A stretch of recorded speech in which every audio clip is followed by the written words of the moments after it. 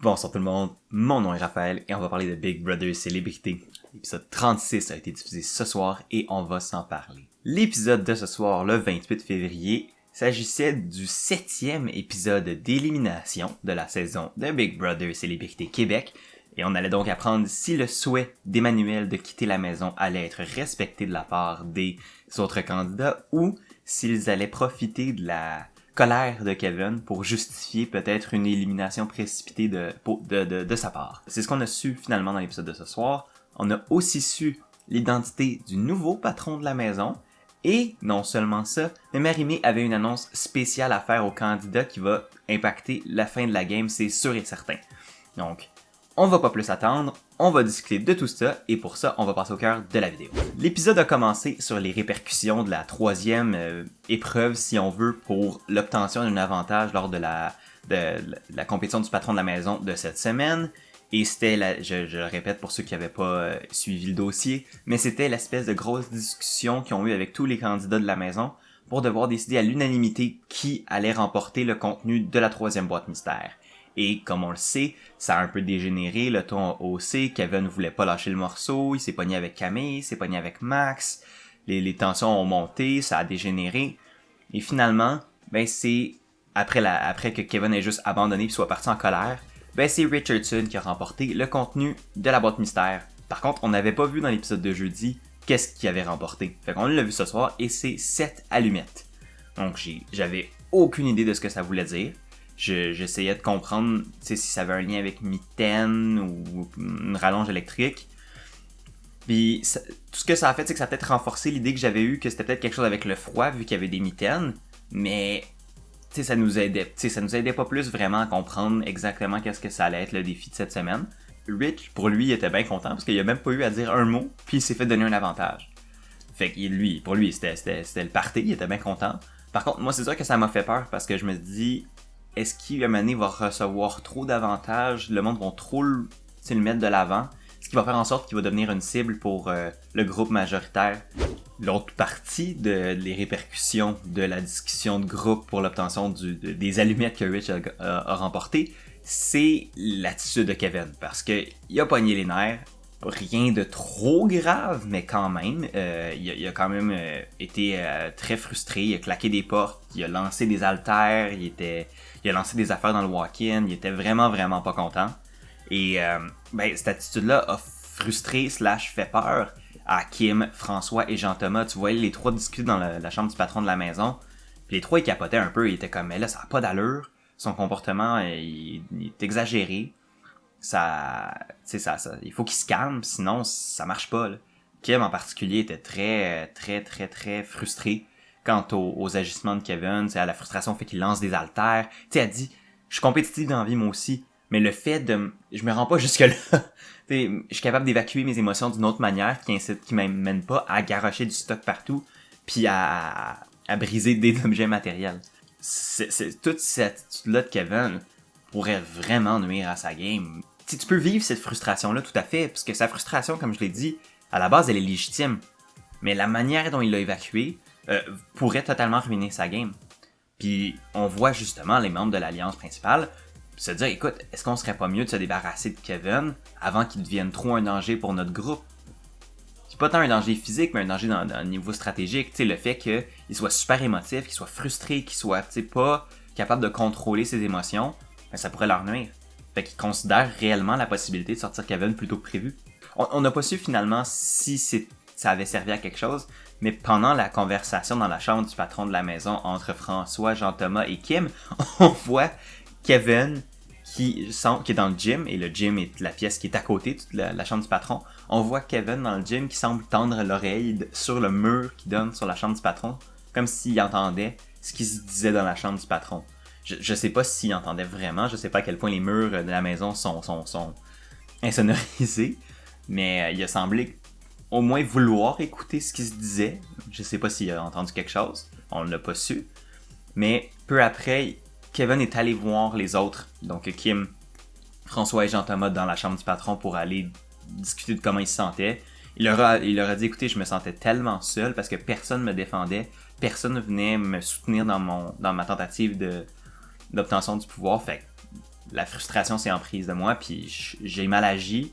Il a eu le temps de dépomper, il s'est calmé, puis là, il a comme réalisé que ce qu'il avait fait, c'était trop pour rien. Puis là, il est allé faire un peu, comme on dit en anglais, du damage control. Il est allé comme voir les gens pour les rassurer puis s'assurer de leur loyauté, puis du fait que les conséquences de ses actions vont pas être trop graves. Fait que là, il est allé s'excuser justement au trio. Tu vois que ça a comme un peu rassuré tout le monde, cette conversation-là. Tu vois que Kevin a pu expliquer comment il se sentait. Son alliance a pu lui expliquer pourquoi c'était pas si grave, selon eux, que Rich ait gagné. Parce qu'au final, il se disait, il est dans notre alliance. Ça, c'est pas grave si c'est Rich. Je comprends que ça soit poche pour toi, mais au final, ça vaut pas la peine pour toi et notre jeu de juste tout sacrifier parce qu'on est frustré. Bref, toute cette discussion-là a comme vraiment permis à Kevin de, je pense, se relaxer un peu, évacuer le surplus. Du côté de l'Alliance, ça leur a permis de se rassurer sur le mindset de Kevin. Est-ce que ça va le sauver dans le futur si jamais ils ont un choix entre Kevin et quelqu'un d'autre? Je sais pas. Mais au moins, à court terme, selon moi, la situation en termes de gestion dans l'Alliance est réglée. Considérant que c'est pas juste les membres de l'Alliance qui ont été un peu perturbés par les ajustements de Kevin, on peut penser notamment à Rich, à Maxime puis à Camille, ben il est allé s'excuser puis discuter avec ces gens-là. Tu l'as vu aller voir Rich dehors puis juste jaser du fait que tu vois Kevin qui est allé s'excuser de son comportement, puis après ça t'as Rich qui dit écoute, je te comprends. Moi, honnêtement, j'ai juste enlevé la pression que je me mets sur les épaules, puis j'y vais pour le plaisir, puis après ça, je deal avec les conséquences. Puis je pense que c'est un peu, tu sais, c'est ce que Rich disait dans l'épisode de jeudi, il se met trop de pression. Puis je pense que c'est vrai que Kevin se met trop de pression.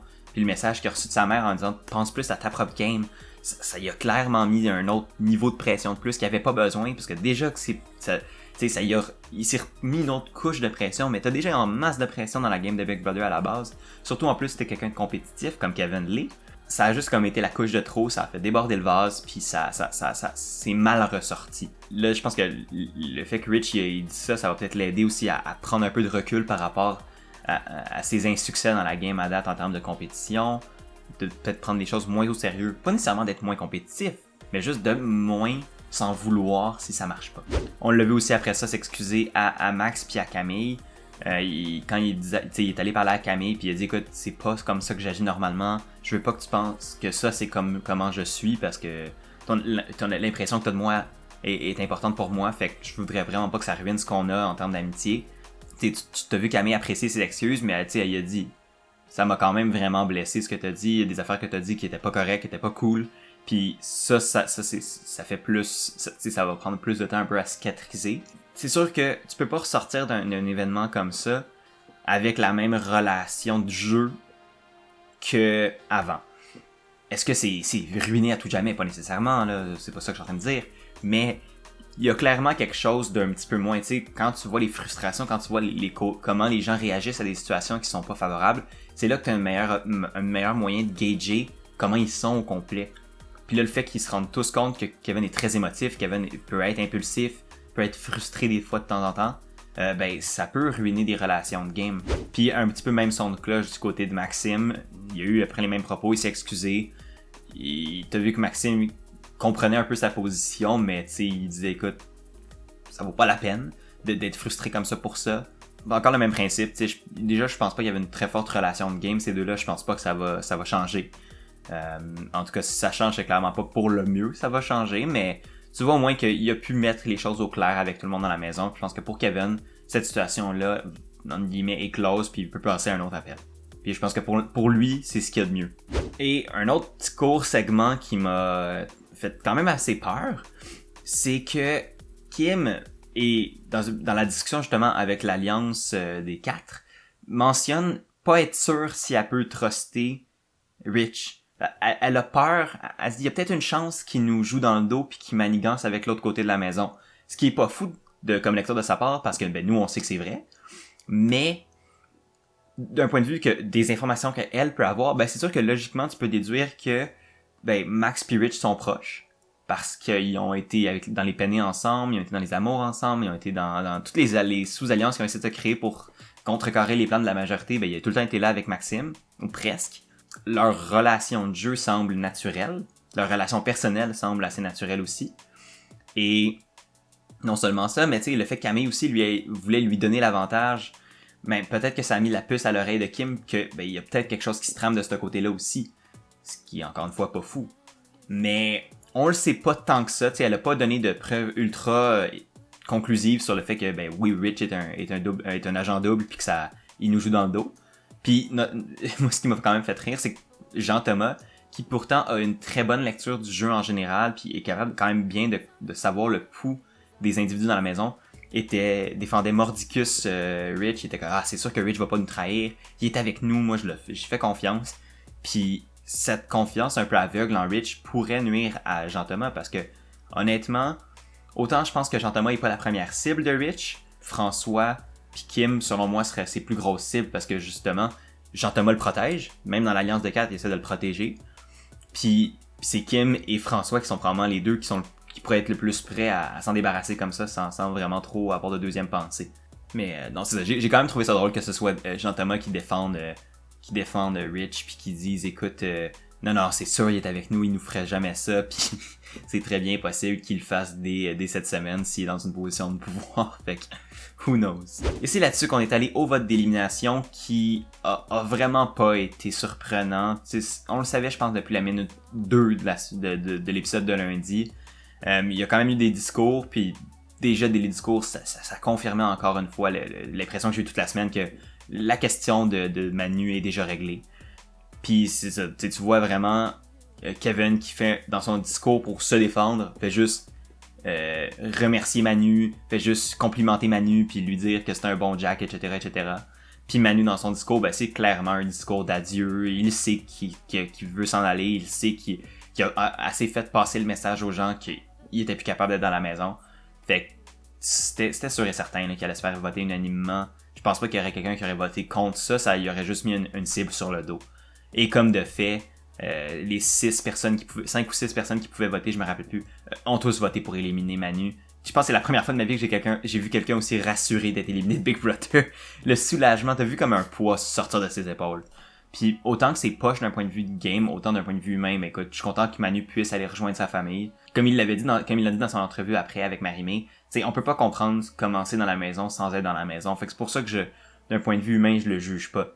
Je suis frustré d'un point de vue de la game, c'est sûr, parce que ça dénature Big Brother, comme je l'ai dit 8 fois depuis le début de cette saga-là. Mais, humainement, je peux pas comprendre moi non plus. Je peux pas comprendre ce qu'il a vécu. C'est tout à fait correct. Et c'est ça qui est ça. Rendu là, faut juste dealer avec puis passer un autre appel. Donc ouais, c'est ça. Manu s'est fait sortir unanimement. Je pense que quand rendu là, c'était la chose à faire. Tu le sors, il est heureux. Puis non seulement ça, mais ça nivelle un peu plus les chances pour l'alliance minoritaire parce que là, si on exclut Richardson de l'alliance des 4, on serait à 4 contre 3. Donc les chances sont relativement serrées, beaucoup plus serrées qu'ils l'ont été depuis le début de la saison. Donc là, c'est le moment où il y a le plus de parité entre les deux côtés de la maison. Puis ça, au moins, d'un point de vue de game, le départ de Manu a permis ça. Puis ça, c'est le fun pour le futur. Avant qu'on passe à l'entrevue entre Marie-Mé et Manu, Marie-Mé avait une annonce spéciale à faire aux candidats. Et quand l'émission s'amusait à nous montrer ça, moi je m'étais dit c'est clair qu'il va y avoir une compétition avec les joueurs éliminés précédemment pour faire revenir quelqu'un dans la maison, parce que c'est ce qu'on a vu très souvent dans Big Brother dans le passé. Puis ça aurait été très possible et très probable que ce soit ça. Mais non, Marie-Mé m'a bien eu et il y avait bien une twist qui s'en venait, mais c'était pas celle que je croyais. En fait, c'est le même principe que ce que je pensais, mais juste pas avec le même monde. Je m'explique. Au lieu d'être les participants qui ont été éliminés précédemment, qui peuvent avoir une chance de revenir dans la maison avec une compétition ultime, mais là ça va être à partir de maintenant, donc à partir du Final 7, les personnes qui vont être éliminées vont avoir une chance de se battre pour retourner dans la maison. Fait que là je me disais, est-ce que c'est que chaque éliminé a une épreuve, si la remporte il rentre, ou est-ce que c'est tu te fais éliminer, t'attends une couple de semaines, puis dans 2-3 semaines, les 2-3 personnes qui vont être éliminées d'ici là vont se battre entre eux pour pouvoir re-rentrer dans la maison. J'étais pas trop sûr, mais honnêtement, j'aime le principe parce que, il manquait de monde pour finir le nombre de semaines. Fait qu'il fallait clairement qu'il y ait quelqu'un qui revienne dans la maison éventuellement, parce que ça allait pas être logique sinon. Deuxièmement, ça fait en sorte que là, les décisions des gens doivent être prises avec un petit peu plus il faut que les gens pensent à leur coup, pas juste cette semaine, mais aux répercussions que ça pourrait avoir sur les autres semaines, parce que la personne que t'élimines peut revenir, puis peut revenir scraper ta game par après si tu le fais pas comme du monde. Il y a une partie de moi qui ça fait peur, parce que j'ai peur que ça empêche qu'il y ait des moves inter-alliances qui se fassent à cause de ça, que le monde ait peur de justement que leur choix revienne les hanter. Mais d'un autre point de vue, ben ça va faire en sorte que les gens vont devoir vraiment prévoir leurs coups puis penser à leurs affaires et non juste précipiter le move le plus facile juste parce que. Ça va amener un niveau de complexité de plus au jeu qui je pense est nécessaire à la fin de la game parce que ben, une fois que les nombres sont réduits, ben le nombre de cibles que tu peux viser deviennent de plus en plus limitées. C'est logique. Fait que là, le fait que c'est une de ces cibles qui va pouvoir revenir, ça va juste rendre la tâche des futurs patrons puis des autres candidats beaucoup plus compliquée. Puis ça, pour moi, en tant que spectateur, ben c'est ce que je veux. Fait que non, j'aime la twist. Je pense que c'est une bonne idée. Il faut juste pas qu'ils rentrent trop tard, selon moi. T'sais, s'ils reviennent à partir du Final 5 ou Final 4, puis qu'ils reviennent pour revenir à 5 ou revenir à 6, ça serait correct, mais plus bas que ça serait trop tard parce que quand t'es rendu au Final 3, t'es vraiment dans la phase ultime de la partie. Fait qu'il faut clairement que quelqu'un revienne avant ça. Selon moi, si quelqu'un réintègre la partie pour ramener la maison à 6 personnes ou ramener la maison à 5 personnes, ça serait parfait, mais après ça, là j'aurais des problèmes. Après ça, on a vu l'entrevue avec Manu, je vais pas vraiment revenir là-dessus parce qu'il y a pas grand-chose à dire qu'on savait pas déjà, autre que Manu était écœuré, puis... Hey, ma gang de larves, vous allez voir comment que c'est beau, les portes qui s'ouvrent sur l'univers obscur des garrochers.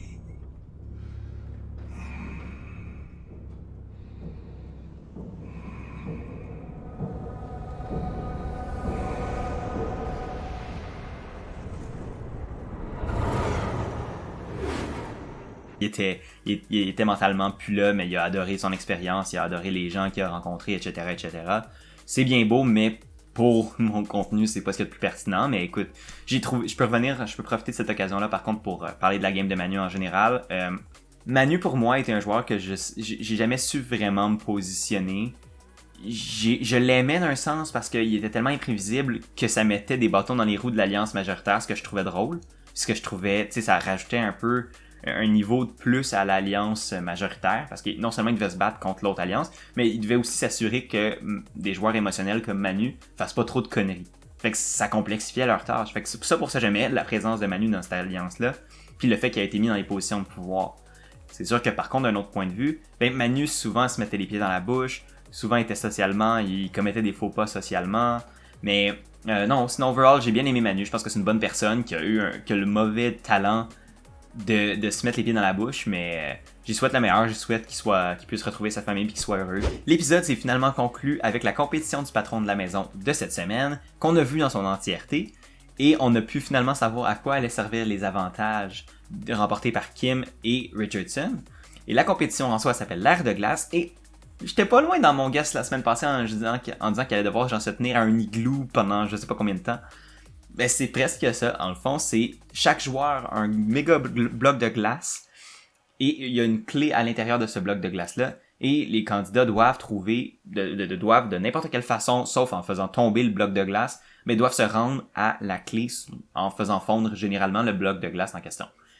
Et les avantages remportés par Kim et Rich, ben pour Kim, elle a gagné une rallonge, donc la rallonge lui permettait de brancher un séchoir à cheveux pendant 5 minutes. Et donc, elle pouvait utiliser la chaleur produite par le séchoir à cheveux pour faire fondre son bloc de glace. Par contre, la rallonge n'était pas assez longue pour amener le séchoir à son bloc de glace. Donc, elle devait trouver une manière de naviguer à travers ces difficultés supplémentaires-là. Puis pour Rich, ben les mitaines, ben c'était simplement une paire de mitaines. Donc, vu que c'est de la glace, ben le fait d'avoir des mitaines fait en sorte qu'il va avoir moins froid aux mains. Ses mains vont pouvoir rester un peu plus chaudes. Puis il va pouvoir se servir de ses mains après ça pour faire fondre le bloc de glace, ce qui est tout à fait une bonne stratégie, d'utiliser la chaleur naturelle produite par les mains pour faire fondre la glace, ça serait logique. Et son deuxième avantage, c'était 7 allumettes, et il n'y avait pas d'autre manière de le comprendre, c'était vraiment des allumettes qui pouvaient craquer, puis qui pouvaient allumer, puis juste faire fondre son bloc de glace avec les allumettes. C'est sûr que c'est pas énorme, là, une allumette pour faire fondre un méga bloc de glace comme il y avait, mais ça reste un avantage sur les autres qui devaient juste utiliser leur corps, puis ce qu'il y avait sur le dos comme linge. Non, c'est ça, je vais pas tout décrire la compétition parce que ça a quand même duré longtemps, mais on a vu tralées de stratégies, toutes plus farfelues les unes que les autres. T'en as qui léchaient leurs blocs de glace, t'en as qui leur faisaient des mamours, c'était vraiment ridicule. T'avais Jean-Thomas qui se frottait le corps sur le... On dirait que Jean-Thomas essayait d'imiter 50 Shades of Grey avec son glaçon, c'était malade.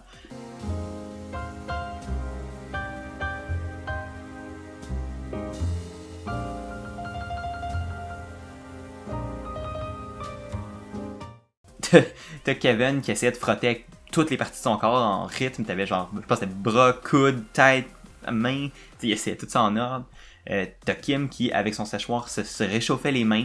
Puis après ça, mettait ses mains sur le glaçon parce que le séchoir se rendait pas. T'as Maxime qui a eu l'air absolument fou en mettant son chandail sur le bloc de glace, sa tête dans sa manche pour comme conserver la chaleur là. Mais sauf que le bloc est beaucoup plus... Il y avait beaucoup plus de glace sur la hauteur que sur la largeur. Fait qu'au final, il s'est pas aidé parce que ce qui aurait été plus efficace, c'est qu'il concentre sa chaleur sur les faces de la largeur, parce que c'est là où il y en avait moins de glace pour se rendre à sa clé. Tandis que par le dessus, il y en avait beaucoup plus, donc ça allait être plus long. Fait que c'était pas la meilleure des stratégies, mais en tout cas, c'était bien drôle à voir. Il y avait là une autruche avec la tête dans le sable. C'était complètement ridicule. T'as Rich qui s'est servi de ses avantages pour essayer de faire fondre son bloc de glace aussi. Tu vois qu'il a essayé de mettre 2 allumettes ensemble pour faire une plus grosse flamme. Tu sais, t'as vraiment vu toutes les stratégies, mais je pense que la plus efficace restait vraiment la friction corporelle. Fait que le fait de frotter son bloc de glace avec sa langue, avec ses bras, avec sa tête, whatever. C'est de juste faire de la friction pour faire fondre la glace. Puis on a vraiment vu que c'était une compétition à 3 personnes surtout. On a vu Kevin être très très bon. On a vu Camille faire une très bonne remontée. Et Kim qui a su vraiment... Elle s'est vraiment démenée tout au long de l'épreuve pour essayer de la remporter, cette clé-là. Et finalement, au bout de 3 heures, c'est bel et bien Kim qui a remporté l'épreuve et qui va être la patronne de la maison pour la semaine 8, si je ne m'abuse. Donc félicitations Kim pour sa première, si je me trompe pas, sa première victoire de la saison en compétition. C'est donc elle la patronne cette semaine et comme je l'avais dit la semaine passée, selon moi cette semaine va être très très très importante pour la suite des choses dans l'aventure parce qu'on était un peu à un point pivot en termes de nombre. T'as les 4 d'un bord, t'as les 3 de l'autre. Fait que là, vu que c'est l'alliance des 4 qui a le pouvoir cette semaine, ben est-ce que ça va juste continuer dans la mouvance de ils vont éliminer les outsiders, les personnes qui sont en dehors de ce groupe-là pour se retrouver les 4 à la fin, ou Kim va décider de trahir son alliance pour essayer de faciliter la tâche une fois revenu plus dans les phases finales du jeu. C'est ce qu'on va savoir probablement à partir de... Je sais pas si on va avoir les nominations selon moi demain. Je pense que non. Selon moi, on va les avoir mardi. Mais on sait jamais. Big Brother peut me surprendre. Mais non, je suis content pour Kim. Je pense que j'ai hâte de voir comment elle va gérer le pouvoir. Parce que souvent, c'est celle qui faisait des fausses promesses. Qui faisait des promesses. Parce que Kim est souvent celle qui faisait des promesses et qui n'était pas capable de les tenir. Fait que maintenant qu'elle est dans une position de pouvoir, comment elle va dealer avec ça? On sait que Kim a pas peur de faire des moves. Mais... on sait aussi que ces moves-là peuvent se retourner contre elle par après. Fait que j'ai vraiment hâte de voir comment elle va naviguer cette situation-là. Puis j'ai bien hâte de voir son règne cette semaine. Et pour de vrai, je pense que c'était une des personnes que je trouvais le plus intéressante à gagner. Je voulais pas que ce soit quelqu'un qu'on ait déjà vu. Puis idéalement, j'aurais quand même mis quelqu'un de la minorité pour voir comment il allait enligner leur semaine. Mais je peux pas me plaindre non plus de la victoire de Kim. Je pense que c'est une bonne joueuse. Puis... ça va être une semaine intéressante selon moi. Et donc, c'est pas mal ce qui va conclure ma vidéo d'aujourd'hui. J'espère que vous l'avez aimé.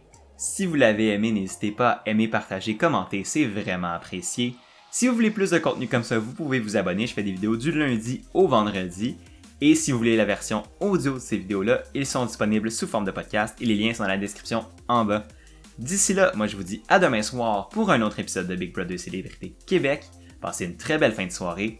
Prenez soin de vous et à la prochaine!